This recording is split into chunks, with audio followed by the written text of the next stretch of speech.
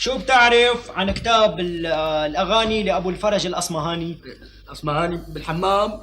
شو هاد؟ لك كتاب الأغاني ما قريته؟ لا والله. ما قريته بدك تشتغل حمامجي كمان؟ ايه روح اترك عنوانك ونبعث لك خبر. روح.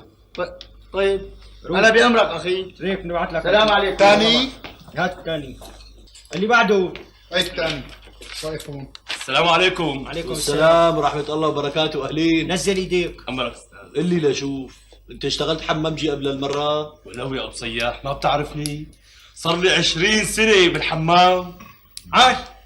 انت قلت لي مقضي عمرك بالحمامات، يعني انت زلمه قديم. نعم قديم. عمر، شو بتعرف عن سيرة عنتر بن شداد؟ عنتر؟ ليش كان يشتغل حمامجي هذا عنتر؟ لا خيال، هاد كان خيال وشاعر. شو حافظ من شعره؟ أشعار؟ ايه. ليش الحمام بده شعر كمان؟ لا ما بده شعر. لكن شو بده؟ ما بده والله شعر. سمعت شو؟ الحمام بيجي كبار، بيجي صغار، بيجي مسنين. لازم الحمامجي يكون ملم بكل شيء. ايه أمرك أستاذ. لحلم أنا حالي وأمشي خاطركم. مع السلامة. الله معك.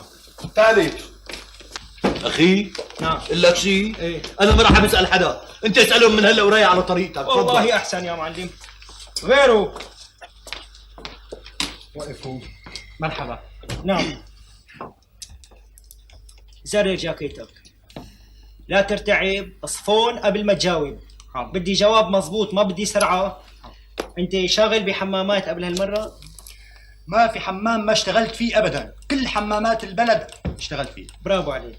طيب هات لنشوف شو بتعرف عن الهندسة الفراغية. نعم الهندسة الفراغية.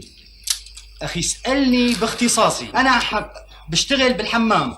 اسألني بتعرف تغسل، بتعرف تنشف، بتعرف تلم فوط، بتعرف تليف، بتعرف تعمل مساج. انت جاي تعلمني شغلتي ولا؟ لكن شو هالسؤال هذا البايخ؟ هات لي واحد لاعمل له مساج من احلى ما يمكن. شعال والله، ضربة طمس على رقبتك. انت ممنوع تدخل المسابقة. لك شو قلنا؟ شو حكينا؟ كلمة تانية بتاكل قتلي. خده لبرا من خلقتي. ايه طالع انا دفيش. ايه شو هالجهل يا؟ شو الجهل؟ لك أنا اللي بدي أفهمه، بس أنت هدول السؤالات اللي عم تسألهم بتعرف تجاوب عليهم؟ لا ضروري اعرفهم. لك راح يجنني بهالمنطق تبعه. بده يشتغل حمامجي وما بيعرف هندسة. مرحبا يا شباب. اهلين ابو فهمي. فوت خالو فوت. يلا يا مهوين. أهلين فهمي. مرحبا يا ابو صياح، يعطيكم العافيه. السلام عليكم. عاملين مسابقه اختصاص حمام جيون الحمام عندكم. إيه والله. ايه والله. ها